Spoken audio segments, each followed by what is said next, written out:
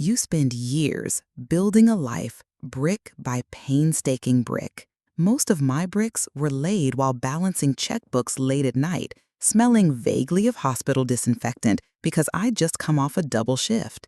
Daniel was my world, my Daniel. There wasn't anyone else. Every decision, every sacrifice, every scraped together dollar, it was all for him. To give him a life that felt a little more solid than the one I could barely keep afloat after his father left. No hand-me-downs he felt ashamed of, no missed field trips because I couldn't swing the gas money, no empty pantry shelves. His smile, that bright, gap-toothed grin when he was small, was currency more valuable than anything in my wallet. Later, it was his confidence, his ambition, the way he carried himself. I paid for braces and tutors and worn-out cleats without a second thought. It was the deal I made with the universe. Keep him safe, keep him happy, and I'd pay any price. So when he told me he wanted to marry Emily and they started talking about their vision, I just nodded. A wedding, of course. Every mother dreams of her son's wedding. I wanted it to be perfect for him. I wanted him to have the kind of day he deserved. Not the rushed courthouse affair Michael and I had, not something cobbled together. Something beautiful, something elevated, as Emily liked to say, with that tight, polite smile she always wore when asking for another upgrade.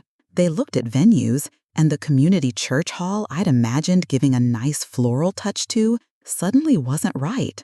They found a restored barn. Expensive, rustic chic, with chandeliers and antique whiskey barrels. Elevated, Emily explained. Okay, I wrote the check. Then came the invitations, not just nice printed ones. Oh no, hand calligraphed from some boutique vendor in Vermont requiring endless emails about paperweight and ink color. Elevated, check. The dress fittings, the catering tastings, the band that cost more than my first car, the photographer with an hourly rate that made my eyes water. I tracked it all on a spreadsheet, every cent. Every decision felt like another piece of myself being woven into the fabric of their day. My dress was soft mauve chiffon, hand-stitched, something I felt beautiful in, for them. I spent 3 hours getting my hair done that morning, 3 hours pretending this day was as special for me as it seemed to be for them. I wanted to feel like I belonged, like I was part of the celebration, not just the funding source. I wanted to see my son happy, and I wanted to be there, visible and loved as he stepped into his new life. I paid the price, believing it bought me a place of honor, a role in the story.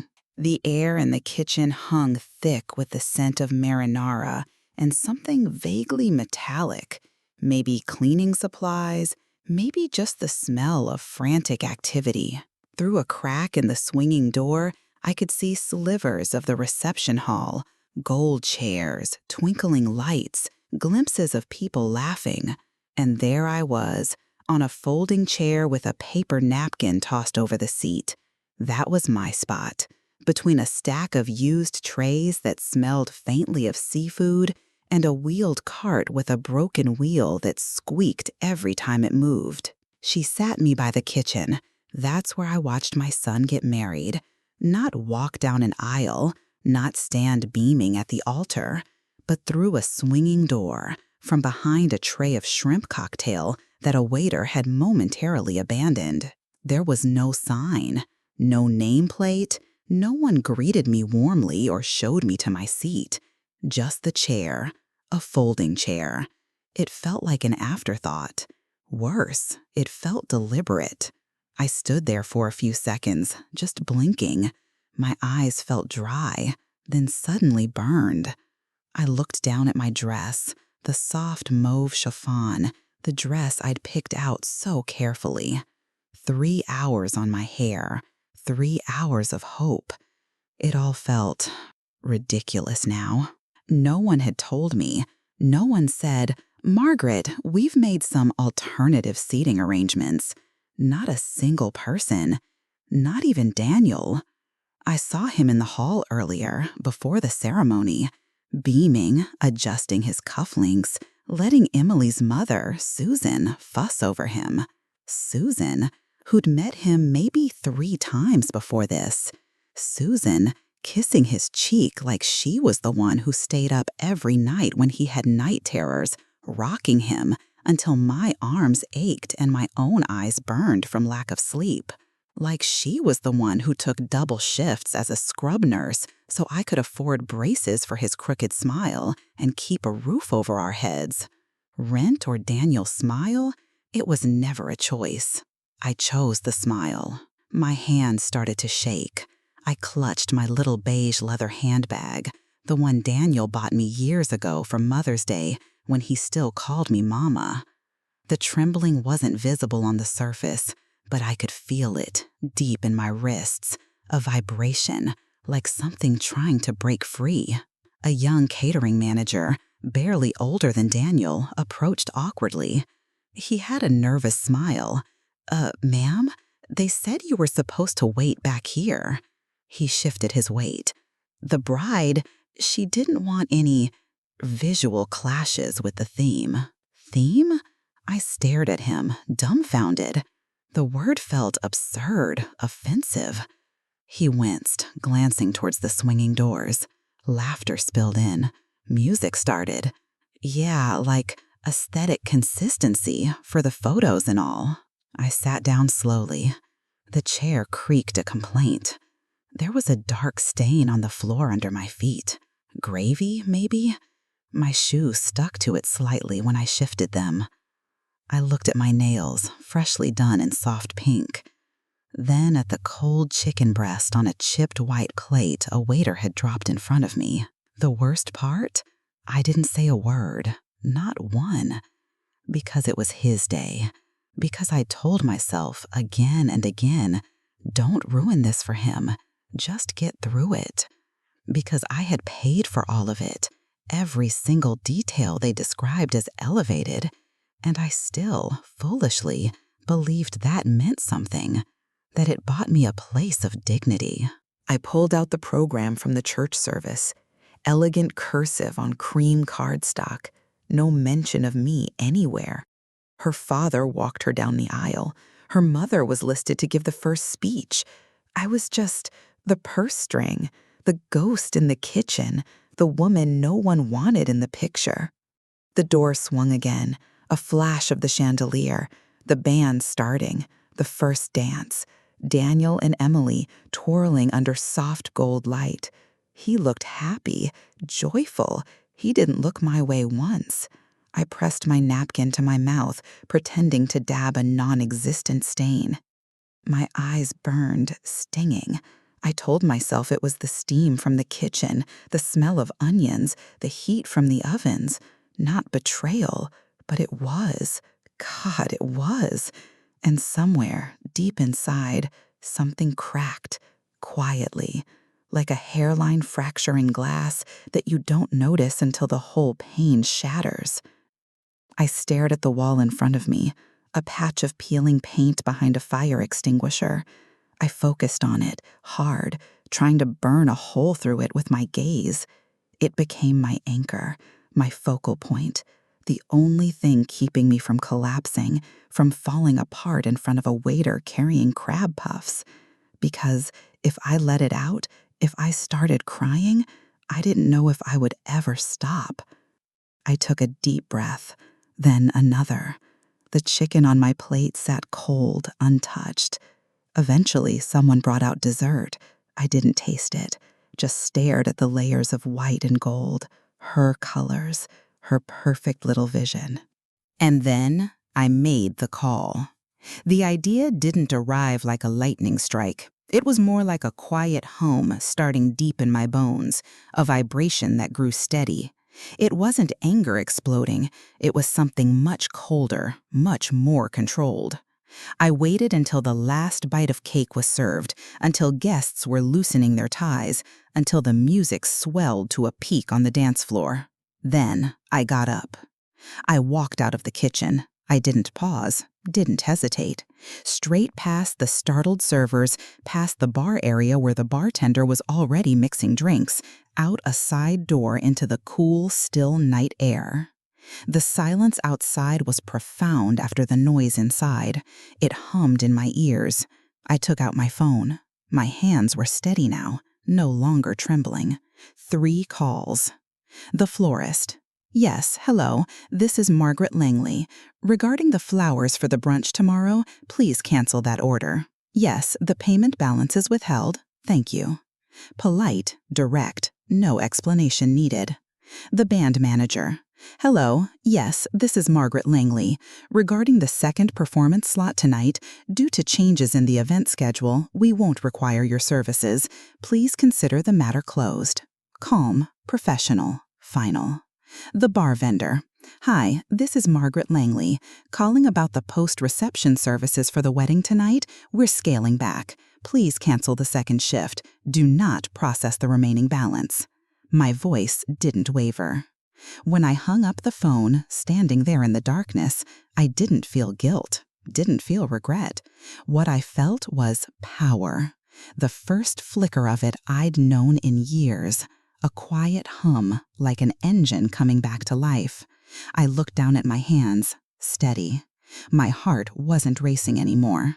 The door swung again, another flash of light, of laughter, of the life I was excluded from. Let them toast without me.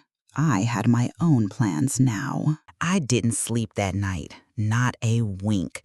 I lay in that stiff hotel bed, still in my mauve chiffon dress, staring at the ceiling fan like it might unscrew and crash down on me. Part of me almost hoped it would.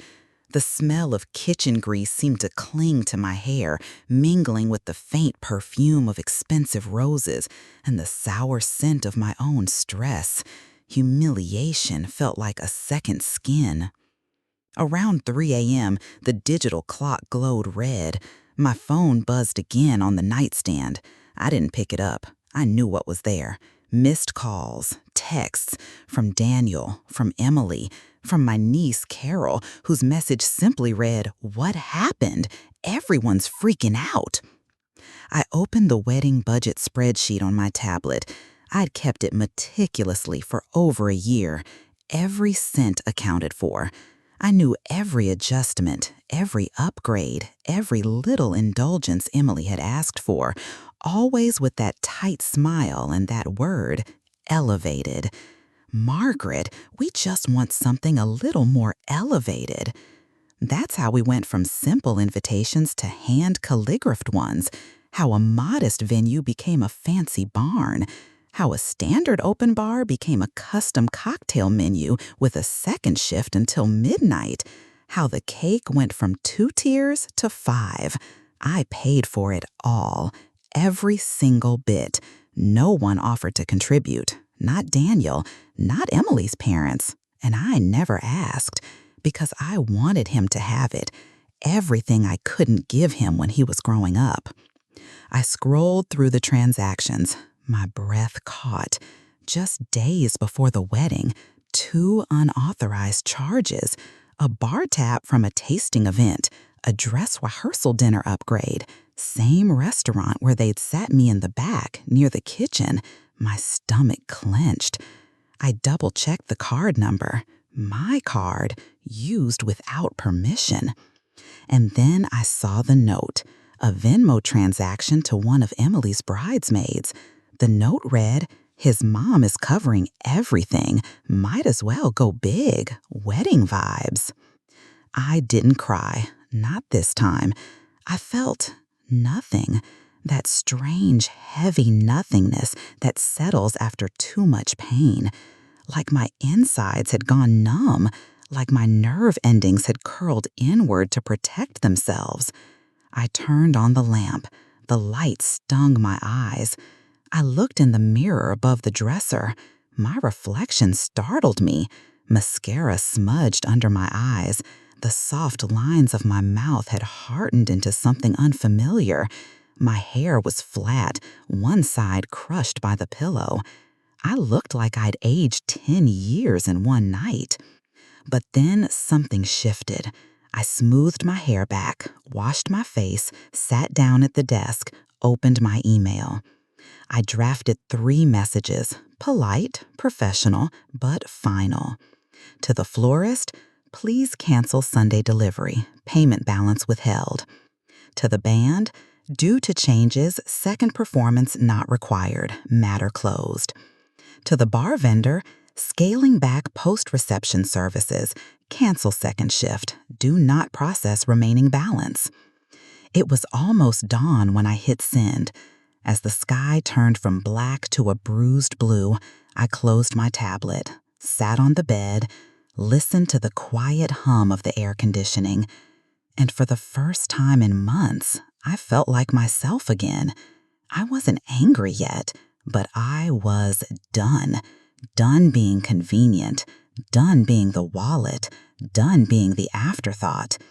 Let them figure it out. Let them scramble. Let them remember the moment the music cut off, the bar stopped pouring, the flowers never arrived, and wonder why. Maybe, just maybe, they'd remember who made that wedding possible in the first place.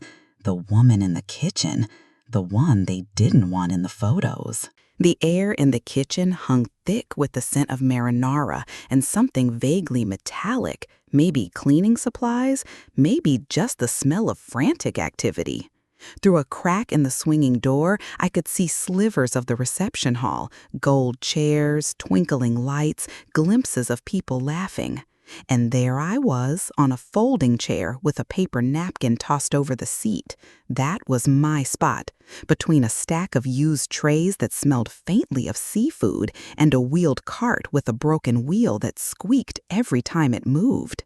She sat me by the kitchen. That's where I watched my son get married. Not walk down an aisle, not stand beaming at the altar, but through a swinging door from behind a tray of shrimp cocktail that a waiter had momentarily abandoned. There was no sign, no nameplate, no one greeted me warmly or showed me to my seat. Just the chair, a folding chair. It felt like an afterthought. Worse, it felt deliberate. I stood there for a few seconds, just blinking. My eyes felt dry, then suddenly burned. I looked down at my dress, the soft mauve chiffon, the dress I'd picked out so carefully. 3 hours on my hair, 3 hours of hope. It all felt ridiculous now. No one had told me. No one said, "Margaret, we've made some alternative seating arrangements." Not a single person, not even Daniel. I saw him in the hall earlier, before the ceremony, beaming, adjusting his cuff links, letting Emily's mother, Susan, fuss over him. Susan, who'd met him maybe 3 times before this. Susan, kissing his cheek like she was the one who stayed up every night when he had night terrors, rocking him until my arms ached and my own eyes burned from lack of sleep. Like she was the one who took double shifts as a scrub nurse so I could afford braces for his crooked smile and keep a roof over our heads. Rent or Daniel's smile, it was never a choice. I chose the smile. My hand started to shake. I clutched my little beige leather handbag, the one Daniel bought me years ago for Mother's Day when he still called me Mama. The trembling wasn't visible on the surface, but I could feel it deep in my wrists, a vibration like something trying to break free. A young catering manager, barely older than Daniel, approached awkwardly. He had a nervous smile. Ma'am, they said you were supposed to wait back here." He shifted his weight. The bride, she didn't want any visual clashes with the theme. Theme? I stared at him, dumbfounded. The word felt absurd, offensive. He winced, glancing toward the swinging doors. Laughter spilled in. Music started. Yeah, like aesthetic consistency for the photos and all. I sat down slowly. The chair creaked a complaint. There was a dark stain on the floor under my feet. Gravy, maybe. My shoes stuck to it slightly when I shifted them. I looked at my nails, freshly done in soft pink, then at the cold chicken breast on a chipped white plate a waiter had dropped in front of me. The worst part? I didn't say a word, not one, because it was his day, because I'd told myself again and again, don't ruin this for him, don't be that mother, just get through it. Because I had paid for all of it, every single detail they described as elevated, and I still foolishly believed that meant something, that it bought me a place of dignity. The air in the hotel room smelled of rose lotion and something faintly metallic, like stress or tired skin. I sat cross-legged on the bed. The comforter was still perfectly made beneath me, untouched since I checked in 2 nights ago. I hadn't cried, not once, but something inside me had turned cold. Not frozen. Frozen things are brittle. They crack easily. I was hardening, tempered. The sun hadn't even come up. My phone buzzed. 6 missed calls, 2 voicemails, a dozen messages. Panic, confusion, annoyance. Mom, why is the brunch canceled? This is so childish. Margaret, seriously. Childish? The word echoed. Petty? After being hidden away like a dirty secret? After seeing her look at me from the head table, knowing where she'd put me, and smiling? That smile, that confident, calm smile that told me this wasn't a mistake. It was deliberate. They had planned it. She didn't want me there, and Daniel had let her. They both had. I opened my banking app again. My fingers moved with the muscle memory of someone who had balanced a checkbook every Sunday for 3 decades. The charges were still there. Unauthorized. Arrogant. The bride, my new daughter-in-law, had helped herself to my card. For a pre-wedding bar crawl. For a spa day. Bottles of champagne, manicures, facial masks, brunch for 8. No one asked. No one told me. The trust I'd carried in my chest, like an old quilt, warm and familiar, felt shredded. I didn't need their explanations, their spin, their justifications. Let them sit in the wreckage. I wasn't going to save them from it. The silence from them was the first sign they were really scrambling. No more calls, no more messages, just a strange, stretched quiet, like the eye of a storm. They didn't know what I would do next. I didn't either, but it was going to be mine. Monday morning, coffee by the window. Daniel hadn't called since yesterday. His last voicemail, short, stiff, defensive. You really made a scene, Mom. Everyone's talking. You embarrassed us. I don't know what you were trying to prove, but you crossed a line. I didn't flinch. Because here's the truth no one likes to say aloud. You can give everything to someone, your time, your money, your love, and still be disposable. You can build their entire world and still be told you're not part of the aesthetic. The betrayal didn't surprise me anymore. What surprised me was how little I cared now that I'd stopped begging for their approval. That morning, I deleted his contact from my phone. Just the name. The number remained. I didn't need to forget him. I just didn't want his name lighting up my screen like it still belonged there. Around noon, I went out. Grocery store, post office, small errands. Life continued. In the bakery aisle, I saw Diane, my cousin, who'd flown in for the wedding. She smiled, but hesitation flickered in her eyes. Margaret, hey. I nodded. She stepped closer, lowered her voice. Are you okay? I met her eyes. Were you okay? I asked, watching me sit back there. She flushed. I didn't realize. I thought maybe you. No, I cut in gently. You didn't think, that's all. A long silence. I'm sorry, she said finally. It was wrong. I should have said something. I nodded once. Thank you.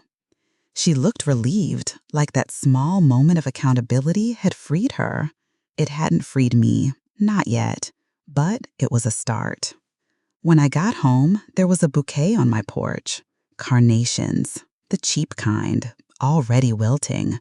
No card. I walked them straight to the trash bin outside. Later that evening, I checked Facebook. The photo of the check I'd posted, blurred account number, visible signature, no caption, had nearly 100 comments. Old friends, colleagues, neighbors, people I hadn't heard from in years. Some confused, some outraged, but most understood. One comment stuck out. "This broke my heart, Margaret, and I've never related to something so deeply. Thank you for showing us we don't have to stay quiet." That was it. The beginning of something new. Not revenge, not spite. Power reclaimed. Let them rage in group chats. Let them spin their own narrative. I wasn't replying. I wasn't explaining. I was finally choosing silence. Not as submission, but as control. And the silence this time was mine. It started with the drawer, a creaky old thing in the guest room dresser, always stuck, needing a little hip bump to open. I wasn't looking for anything in particular, just clearing out the remnants of a life I'd been too tired to sort through. But somewhere between the yellowing tax returns and expired coupons, I found it. That red file folder. The same one I thought I'd already emptied.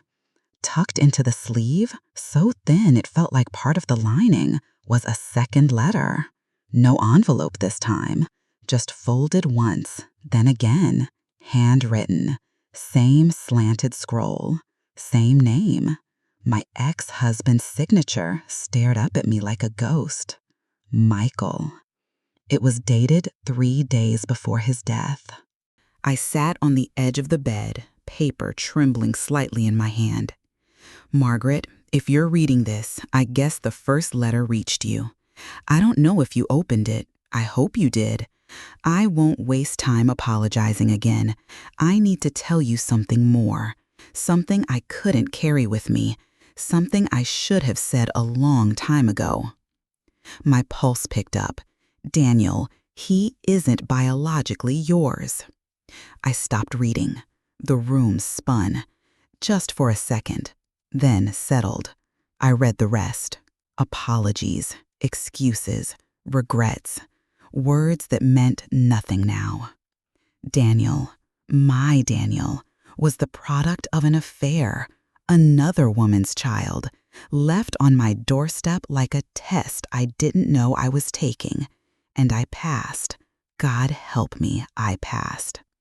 Every scraped knee, every bedtime story, every night shift I took to buy him sneakers and class photos, I passed with flying colors.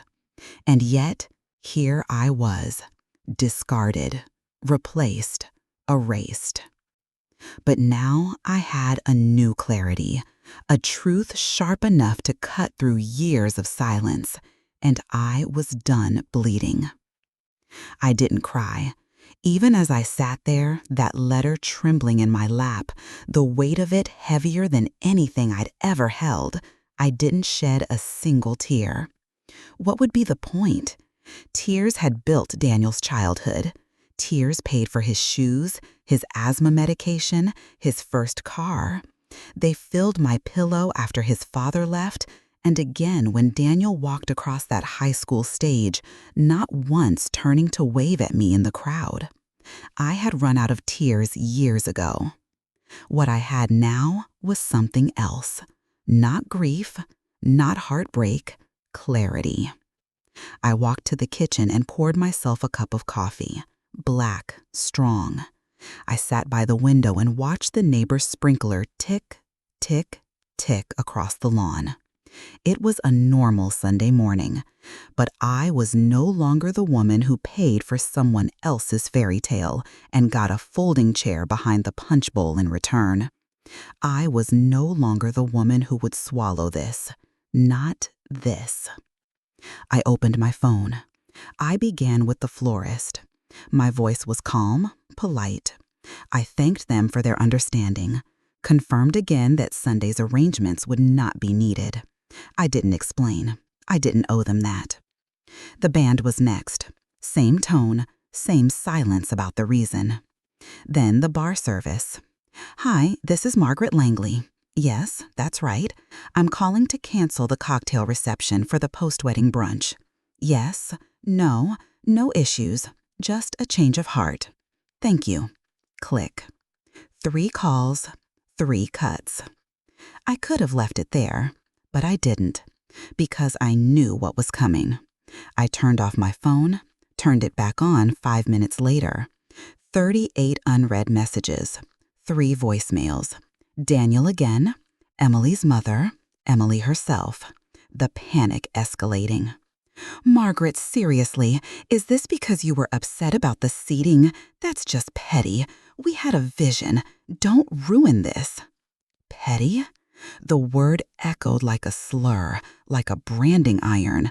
And yet, when I closed my eyes, all I could see was her smirking across the reception hall, knowing where I was, knowing what she had done, knowing I wouldn't fight back.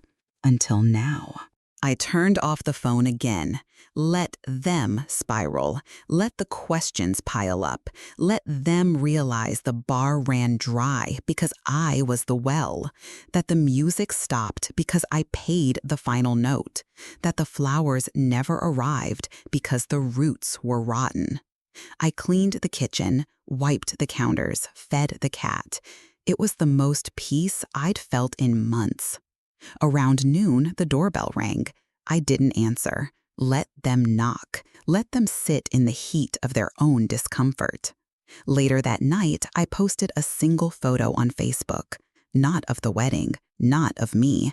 Just a picture of the check I wrote. Blurred out the account number, left the signature visible. No caption, no explanation. Just that. A truth they couldn't deny. A receipt of sacrifice. And then I logged off, not just from Facebook, from the guilt, from the silence, from pretending this wasn't betrayal.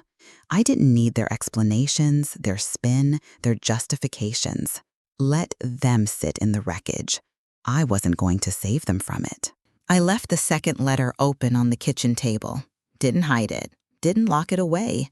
Just let it sit there, plain and visible, like a truth I no longer needed to shield from myself. I moved through the house like I was seeing it for the first time. The beige walls, the faded photos of Daniel's high school graduation, the dent in the doorframe from when he crashed his bike trying to ride inside. I used to smile at that dent. Now I just stared at it. That house was a museum with sacrifices, of all the ways I'd erased myself to keep him whole. The faded armchair I nursed him in, the sewing kit I used to hem his pants, the pantry still full of his favorite cereal, Honey Bunches of Oats, even though I stopped liking it years ago. It hit me all at once. I didn't know what my favorite cereal was. I didn't know the last book I'd read that wasn't a parenting guide or something from the hospital's required reading list. I didn't remember the last time I spent money on something just for me. I had lived so long being his mother, I'd forgotten how to be a woman, a person. I poured myself a glass of water and sat on the couch. The silence in the house had changed. It didn't feel lonely. It felt honest. My phone buzzed on the side table. Daniel again. A long message this time, a different tone. Mom, I don't know what happened. I've been thinking about everything. Emily said she didn't mean to hurt you. I'm sorry if you felt excluded. If I felt excluded? Not I'm sorry I excluded you. Not I'm sorry I left you behind. If I felt, it was still about his perception, his comfort, his distance from blame. I didn't respond. Instead, I picked up the remote and turned on the TV. The hum of a cooking show filled the room, calm, steady. My eyes drifted to the letter again. He wasn't mine, not biologically, not legally, but I had been his, until he made it clear I was no longer part of the family he was building. The ache inside me wasn't for him anymore. It was for the version of myself I had abandoned to raise someone who never once turned around to ask, "Are you okay, Mom?" All those years, all those birthdays I made special, all those Christmas mornings I stayed up past midnight wrapping dollar store gifts in perfect bows. All those "you go sit, I'll do the dishes" kind of days I never had because no one ever offered. I had been his background music, his safety net, his reliable silence, but no more. That evening, I took every framed photo of us off the wall, not out of anger, not out of spite, because it was time to stop living in a shrine to a version of motherhood that demanded I disappear. I boxed them gently, wrapped the glass in old towels, labeled the box, memories, not obligations. I cooked dinner, just for me, a recipe I saw once on a travel show. Lemon butter pasta with roasted cherry tomatoes and garlic. No chicken nuggets, no side of mac and cheese, just what I wanted. I lit a candle while I ate, played soft jazz, set the table for one. It was quiet, but not empty. It was the sound of reclaiming something I hadn't realized I'd lost, myself. The invitation list started with silence. No glitter pens, no gold foil, just a lined yellow notepad and the sound of my pen scratching across it. I wrote the names, one by one. Not people I had to invite, people I wanted to. Claire, my old friend from the ER who used to sneak coffee into my locker when I worked doubles. Mr. Henderson, my next-door neighbor who always snowblowed my driveway before I could get out there. Dina from the bookstore I visit every Sunday, who always asks about my week and actually listens. Nurse Janet, who once stayed late on her own birthday to help me cover a shift. No one shared my blood, but every single one had made me feel seen in a way my own son never had. And that was the new theme: people who saw me. It wasn't a wedding, wasn't a holiday, just a dinner at my house, with my food at my table. No folding chairs, no back kitchens. I spent the next few days getting everything ready, not because I had to impress anyone, but because I wanted to. For the first time in years, I wasn't preparing something for someone else's story. This wasn't about Daniel. It wasn't about redemption. It wasn't about proving anything. It was about making space for joy, for me. I went to the market and picked out the ingredients myself. Fresh basil, garlic, heirloom tomatoes. Not a single frozen appetizer tray in sight. I even bought a new tablecloth, blue with sunflowers. It reminded me of something I would have liked when I was 20, before all the shoulds started stacking up like bricks around my life. On the morning of the dinner, I woke up early and played music while I cooked. Van Morrison, Stevie Nicks, Norah Jones. My house smelled like garlic and olive oil and lemon zest, like warmth, like effort, like home. The first guest arrived just before 6, Claire, with a bottle of red and a huge smile. "You look amazing, Maggie." I did. My hair was soft, gray at the temples, but loose and confident. I wore a linen blouse that felt cool against my skin. No Spanx, no mascara tears waiting to happen. Just me. They trickled in after that. 6 guests. Laughter at the door. Hugs that lasted longer than they needed to. Wine being poured without asking permission. We ate at the table I once used for folding laundry and helping Daniel with math homework.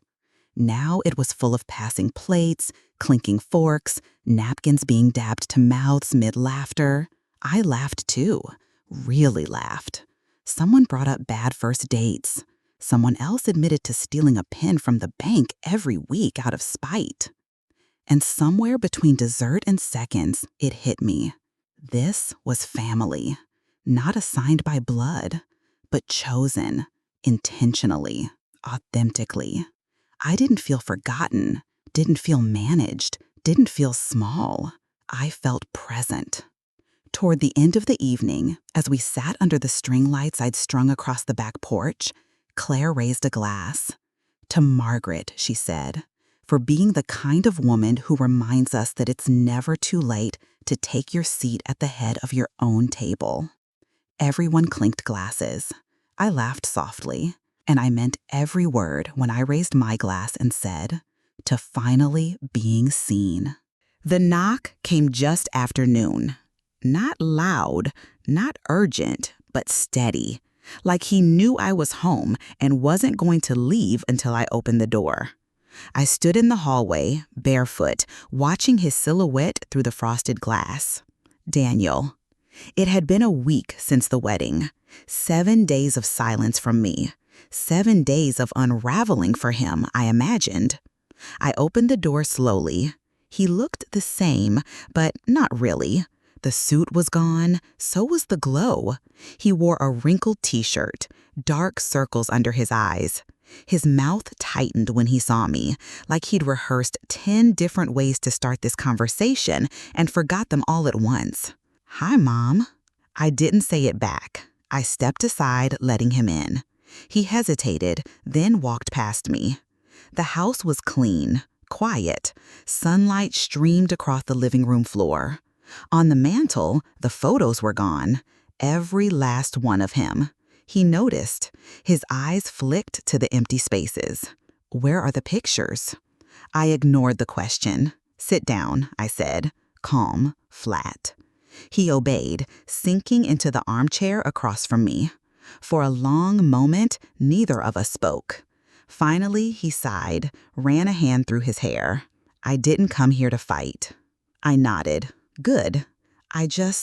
He shook his head. "I don't understand what happened. 1 minute everything was fine, and the next you're canceling things, posting checks on Facebook?" That stung. He didn't ask how I felt. He didn't say, "I'm sorry." He wanted an explanation, not his own.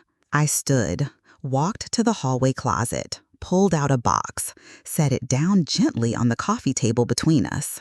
"What's this?" he asked. "Receipts," I said. "Every one of them, from the last 12 months. Venue deposits, dress fittings, caterer down payments. I even covered the extra dance floor you wanted. Remember that?" His eyes scanned the papers but didn't touch them. Then I pulled out the next item, the letter. His father's handwriting, unmistakable. I didn't speak while he read. I watched his face. At first, confusion. Then recognition. Then the slow, creeping shade of disbelief. He looked up. His voice cracked. You knew?" "I do now," I said. He swallowed hard. "So you're angry because I'm not angry because you're not my biological son," I said, cutting him off. "I'm angry because I raised you, Daniel. I gave you everything I had. And when the moment came for you to honor me, to stand up and say, 'This woman made me,' you sat down." He looked down, silent. "You let them push me into the kitchen," I continued. My voice didn't shake. "You watched them humiliate me, and you said nothing. That's what broke me. Not your DNA, not the money." He finally spoke, barely above a whisper. "I didn't think it would matter. Emily said it would be better for the pictures, for the look. I didn't think you'd be hurt." I laughed, cold, brief.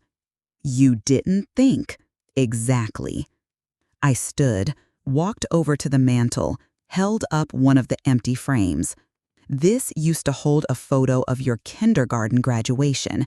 You had a missing tooth and marker on your shirt. You ran off the stage straight into my arms." I placed it face down on the mantel. "I'm done holding on to versions of you that no longer exist." He flinched like I'd hit him. "Mom, no."